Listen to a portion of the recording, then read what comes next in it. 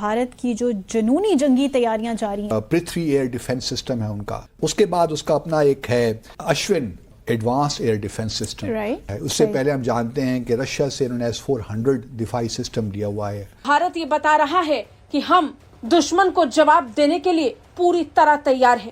مستقبل میں آپ امید رکھیں اس چیز کی کہ بھارت کوئی موقع ایسا رکھے گا کہ آزاد جموں اور کشمیر میں اس قسم کا ملٹری مس ایڈونچر کرے، صحیح، ایون وہ گلگت بلتستان بھی کر سکتا ہے، تو ہمیں ان چیزوں کے لیے تیار رہنا چاہیے۔ آپ اپنے موجودہ ناپاکستان کے حالات کے مد نظر ہو کر کے مجھے یہ بتائیے کہ بھارت سے لڑنے کی ہمت ہے پاکستان میں؟ کوئی بات نہیں، اگر ہمارے پاس وسائل نہیں بھی ہیں تو بھی یہ فوج ان جوانوں پر مشتمل ہے، اس میں وہ بچے ہیں ہمارے جو اپنی جانوں کا نذرانہ دے کے اس ملک کی حفاظت کریں گے۔ اتنی بڑی military power, naval capability, air force, artificial intelligence, nuclear weapons, intercontinental ballistic missiles, کیا کیا نہیں ہے بھارت کے پاس۔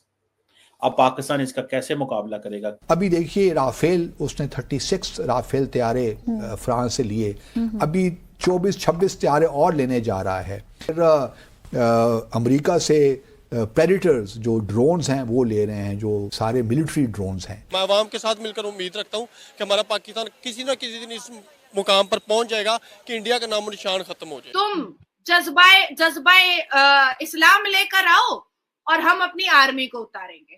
تم فی سبیل اللہ جہاد لے کر آؤ، ہم اپنی آرمی اور توپوں سے بتائیں گے کہ ٹیکنالوجی بڑی ہوتی ہے یا فی سبیل اللہ جہاد بڑا ہوتا ہے۔ بھارت کی جو جنونی جنگی تیاریاں جاری ہیں، ہاں دیکھیے یہ بھارت بھی پرتھوی ایئر ڈیفنس سسٹم ہے ان کا، اس کو ڈیولپ کر رہا ہے۔ اس سے پہلے ہم جانتے ہیں کہ رشیا سے انہوں نے S-400 دفاعی سسٹم لیا ہوا ہے، اس کے بعد اس کا اپنا ایک ہے اشون ایڈوانس ایئر ڈیفنس سسٹم، تو یہ دو انڈیجنسلی وہ ڈیولپ کر رہا ہے، تو اس کا مطلب یہ ہے کہ بھارت اپنی سیکنڈ اسٹرائک کیپیبلٹی ڈیولپ کر رہا ہے۔ So how challenging that would be for Pakistan? کیونکہ ان کا معاملہ صرف پاکستان کا نہیں ہے، بلکہ چائنا کے ساتھ بھی انہوں نے اپنا ڈیٹرنس رکھا ہے۔ اب ہمارا معاملہ یہ ہے کہ ہمیں معلوم ہے کہ جو S-400 بھارت کو ملا وہ انہوں نے پاکستان کے خلاف بھی ڈپلوائی کیا ہوا ہے، اور یہ جو پرتھوی ہے یا ایشون ان کا air advanced air defense system ہوگا، یہ پاکستان کے بھی خلاف ڈپلوائی ہوگا۔ مجھے یہ ایک ہوتا ہے کہ کیا ہم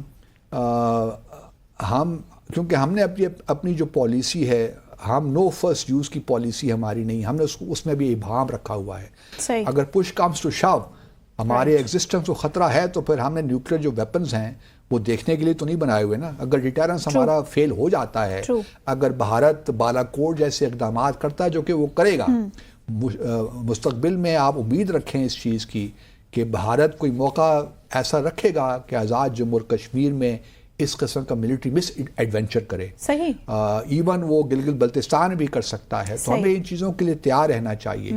کیا ہمارے پاس یہ کیپیبلٹی ہے کہ ہم ڈیٹرنس کو کریڈیبل رکھیں، کہ بھارت کو یہ معلوم ہو کہ اگر اس نے اس قسم کا ملٹری مس ایڈونچر کیا تو پاکستان پھر فلی اس کو ریئیکٹ کرے گا، اس پہ ریٹیلیٹ کرے گا۔ تو کیا تیاری ہے ہماری تیاری ہونی چاہیے نا۔ میں یہی کہہ رہا ہوں کہ ہمیں I'm sure کہ ہمارے لوگ اس پہ جو SPD ہے، ہمارے اسٹریٹجک پلانز ڈویژن، وہ یہ ساری چیزیں دیکھ رہا ہوگا کہ کس طرح ہم اپنے جو ایئر ڈیفنس ہے اس کو پہلے مضبوط کریں۔ جس طرح بالاکوٹ ہماری اسپیس کو بریچ کرتے ہوئے بھارت کے آگے تھے طیارے، وہ یہ اس قسم کی چیزیں دوبارہ نہ ہوں، کیونکہ اس سے ہمارا ڈیٹرنس کمزور ہوتا ہے۔